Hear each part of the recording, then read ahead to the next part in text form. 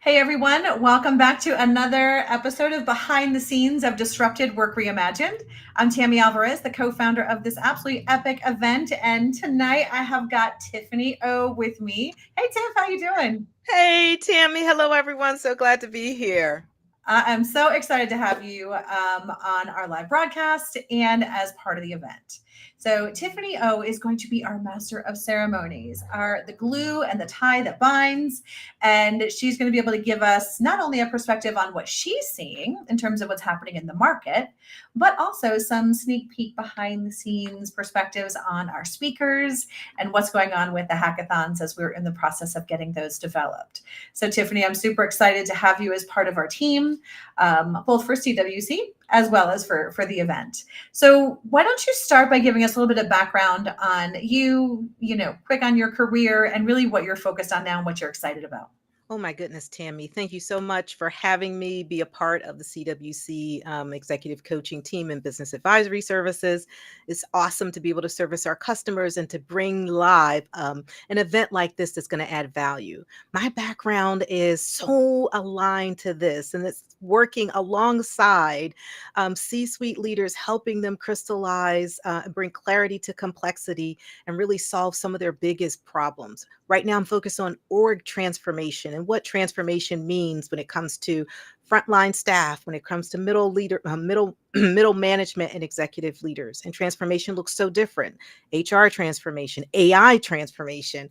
And one of the things I'm seeing in the middle of all of this is the human connection. And that's why Virtual Partner and my partnership with you and CWC is focused on and reinvigorating humanity in the workplace, reframing and flipping DE&I on its head, and giving leaders a new language to show up and empower their employees. I'm really excited about that. And our big audacious mission over the next several years is to shorten the leadership runway for women across the globe, right?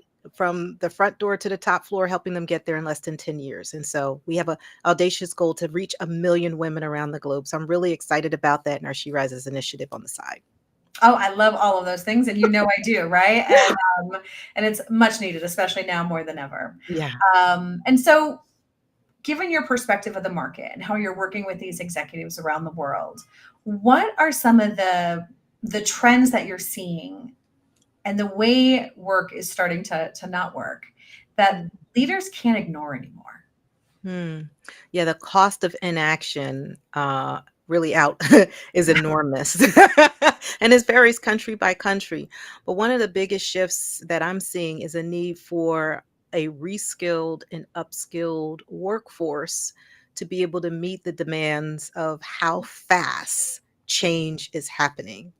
Resilience, emotional intelligence, the ability to create and sustain psychological safety, understanding when it's missing, and also the greatest need to have courage to double down on all the behaviors we know to be right, Right. even when there are political forces and other ideological forces that are telling us we shouldn't be doing things a certain way.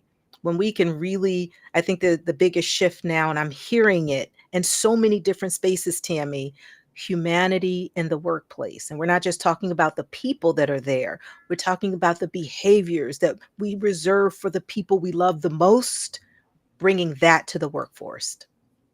Well, that's a novel concept, isn't it? Right. It's like bringing that mindset of friends and family into coworkers and colleagues versus the cage match I think we find ourselves in oftentimes, right, in that corporate landscape. And with all of the AI stuff, and I know you are shepherding the AI hackathon with our experts and helping them do that. And obviously, we can't do anything without seeing that front and center and using it in our everyday lives for many of us. But what are some of the trends you're starting to see in terms of what's actually happening within organizations, as it relates to AI leadership changes and talent activation? Tammy, there's a real challenge right now that we're noticing, and that is the excitement that people have and that leaders have and organizations have around AI and Mm, AI adoption, or what they may call AI adoption. The challenge isn't about the technology, Tammy. it's the fundamental leadership challenge that we're noticing, that leaders who really want to win are shifting their focus from the technical expertise to deeply human skills, leading change. As I mentioned, some of those other things, AI can't replicate emotional intelligence or build trust during transformation. So the real opportunity is for leaders to step up, guide their culture, and for middle market leaders, this isn't optional. It, the cost of inaction isn't just falling behind, Tammy, it's the risk of becoming irrelevant as more agile competitors use AI to solve the same expensive problems you have, only faster and cheaper. Now, in our hackathon planning session, Neil Sahota, the CEO of ASCI Labs, he's an advisor to the UN. He is the reason that Disney brought together some of their greatest partnerships and why we look at TV the way we do. Behind the scenes, he's working with organizations like this, Maureen Metcalf, Adele Wang.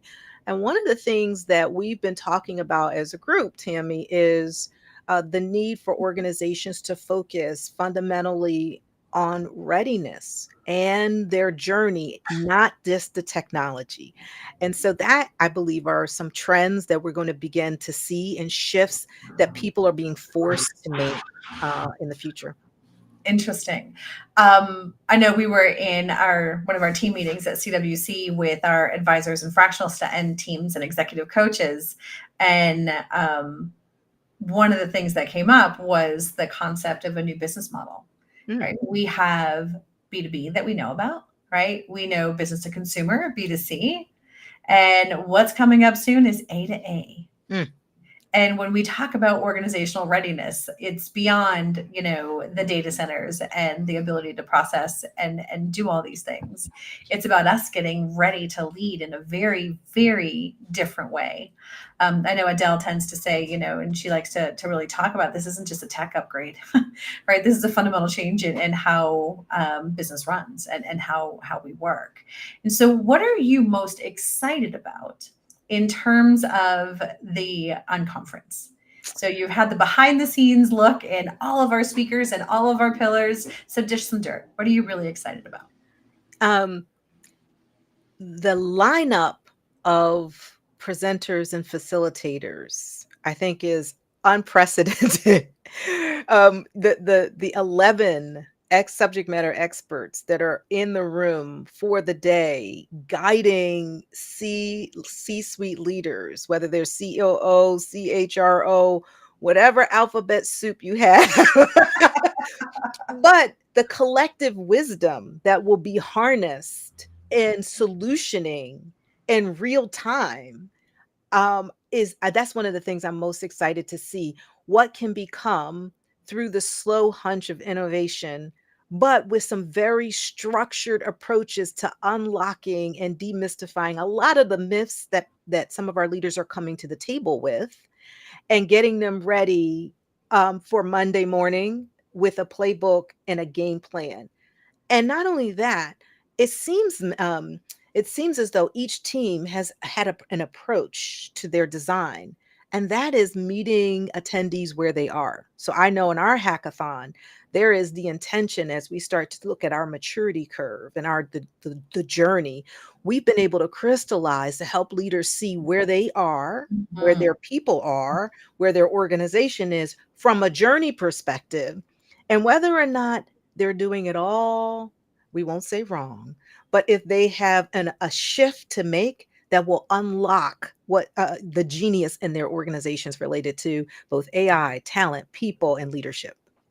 I love that. And it is very exciting. And I think that's one of the things that we really tried to create when we were calling this an unconference is the ability not to just sit there, listen, get some great ideas, meet some interesting people, and then leave all those things in your notebook as you get back to firefighting on Monday, but really start to change and recreate how work gets done. And that's not done through listening, that's done through action. And what better way to do that than with experts, shoulder to shoulder, looking into your business with you, both from a peer perspective as well as from a facilitation standpoint. So it will be a key differentiator and a game changer for sure for everyone that's in the room, both personally as well as for their organizations. So I know you've got the inside scoop on the AI hackathon and how that's shaping up, but from a leadership perspective, what are some of the fundamental, mindset shifts that leaders need to make sure that they are not only successful but continuing to thrive into 2030? It's interesting. We leaders won't be able to bury their heads in the sand and delegate things to others and hope that it gets done. They're going to have to lead from the center and really roll up their sleeves and get involved. Even with AI, you got shadow usage. That's like, it's a trend right now. And leaders, the best leaders, they're not going to be able to shut down what's happening. You can't shut down what's happening with DE&I. You can't shut down what's happening with AI. You're going to have to bring all the things that people are doing as a leader to light and create the safety for people in your organizations to open up to new conversations. What are they experimenting with? What are they noticing? What are they learning? And just be able to establish clear, simple guardrails. I think that's a big shift. Leaders are going to have to lean in a little bit. The other piece of this is they're going to have to lead from the center and take this systems thinking approach, right? We not just throw a potential solution at a problem, but we really need to understand, this is what Adele says, we really have to start using more curiosity. Leaders are going to have to move from I know and the knowing to being learners and lifelong learners again, because things are moving way too fast for us to lean on what we knew yesterday. It will not mean as much tomorrow, and it certainly isn't going to get you to like next year and the next 5. Yeah, and curiosity is coming up a lot lately, Mhm. as a fundamental skill, and I would say that we've got to level up even that. Mhm. When we think of curiosity as leaders, right, we want to know how things work and how the best way to do things is and who and what and why. And those are our normal curiosity, that's the zone we play in. But the next generation or this generation, when we think about it, because we are here, it's not coming, it's here. I think we need to really challenge even how we're curious and move from the tactics that we're used to start being personally curious about what's possible. Yes. There's so much that is greenfield on this, and when we can start to imagine what's possible for us and for our organizations and give our teams the ability to have that blue sky thinking, it's just amazing what can come out with that newfound level of curiosity. Yeah. I would agree with you. And there's some questions I think leaders probably should begin to think about. And I think that is when you start thinking about curiosity. I love Edgar Sheen's the humble inquiry. Mhm. But I think they need to create an environment where curiosity is the new norm. Yeah. And they need to ask, do people feel safe using the expression pushing back? Do they feel safe Testing and asking? challenging. Testing and challenging, right? And if they don't, I think getting to the heart and surfacing where there are opportunities in your organization for that, I think that's the lever you pull to really unlock innovation with your people. When they feel safe using curiosity, I think we're going to need that skill even with AI. Not I Mhm. think, I know we are. For example, AI gives you a roadmap. The question, if we're curious, we should be asking is this really the best roadmap? Did I give it the best data? Is this the best for the audience that we're seeking to serve? And did you really analyze the problem and what are all the questions that we should be asking and having our people be in a culture where they're testing and challenging even what they think is the best solution from AI? This is rabbit hole we're all going into, right? Oh So my goodness. Yeah, yeah, I don't know. So Yeah, that's so why it's a cultural shift. yeah, Why, and that's a part of, I think, the readiness piece is laying the landscape for people to really be successful in this new economy, this new digital age. I mhm, think curiosity is going to be a leader with that. absolutely. And then let's dig into the talent culture piece a bit because that is, Mm. both of our, we are soul sisters in terms of that. So what are you excited about in terms of what our leaders have to say from the stage and from the hackathon in terms of novel ways that actually will work and to act?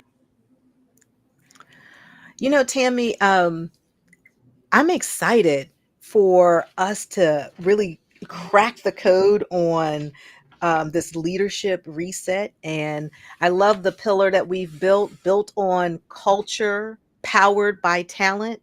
And it'll be really interesting. We have Avedis, Lori, and Robin Hatcher really focused on some of those environmental shifts in order to really get people engaged and unlock talent. I think that is at the top of everyone's radar. Even the best companies that are voted the best places to work are still grappling with how to get people not to leave.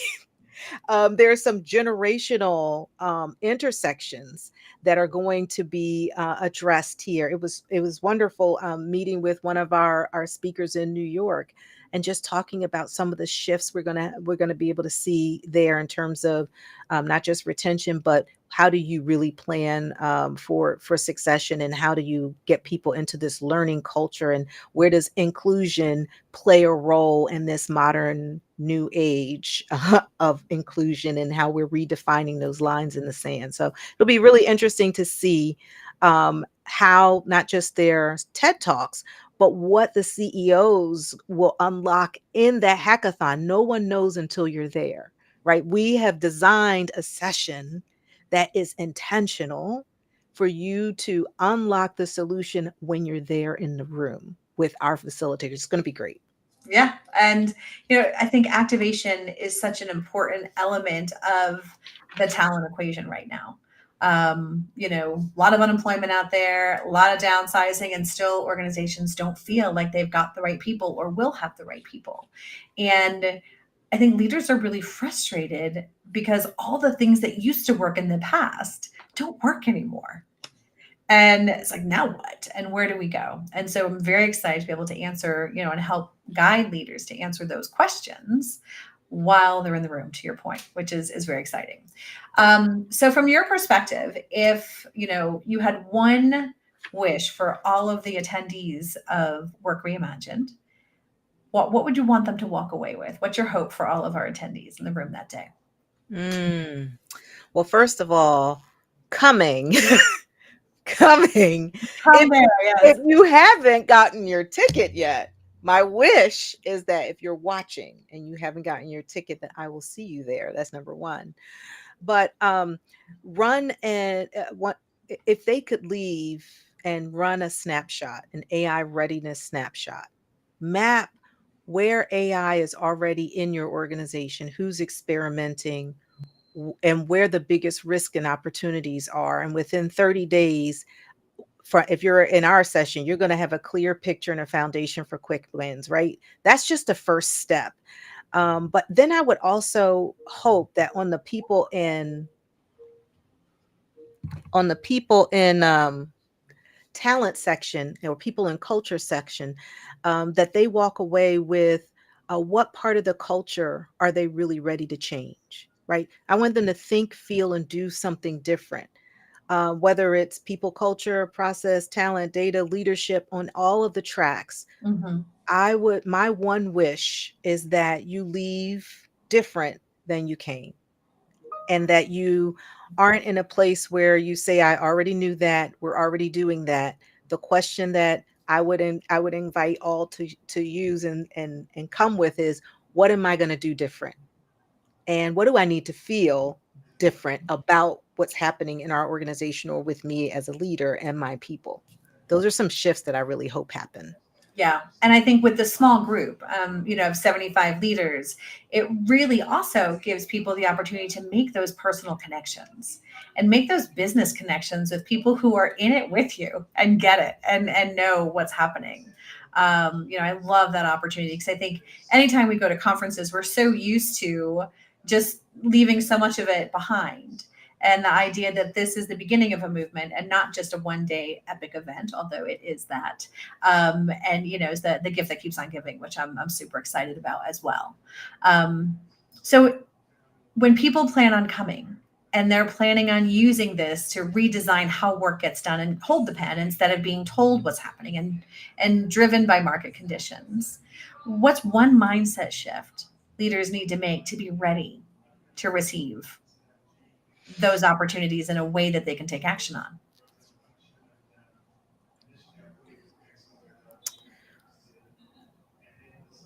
I think that's a really good question.